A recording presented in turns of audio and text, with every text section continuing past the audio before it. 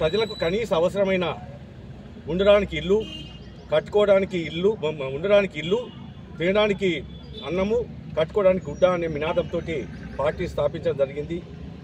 అప్పుడు ప్రజలు ఎంతో కష్టకాలం నుండి ఆ నినాదంతో అధికారంలోకి వచ్చిన తర్వాత, ముఖ్యమంత్రి అయిన తర్వాత ఎన్నో సంక్షేమ కార్యక్రమాలు తీసుకొచ్చి, సంస్కరణలు తీసుకొచ్చి ఆంధ్రప్రదేశ్ రాష్ట్రంలోనే కాకుండా, ఉమ్మడి ఆంధ్రప్రదేశ్ రాష్ట్రం కాకుండా భారతదేశంలోనే తెలుగుదేశం పార్టీ ఎన్టీ రామారావు అనే ఒక వ్యక్తి ఒక శక్తిగా వెలిగి జాతీయ రాజకీయాలకు చక్రం తిప్పడం జరిగింది. ఆ రోజు గ్రామాల్లో పట్టి పీడిస్తున్న పటేల్ పట్వారీ వ్యవస్థను రద్దు చేయడం జరిగింది. మా ప్రజలకు దగ్గరలోనే చేరువలోనే ప్రభుత్వం ఉండాలనే ఉద్దేశంతో మాండలిక వ్యవస్థ కూడా చేయడం జరిగింది.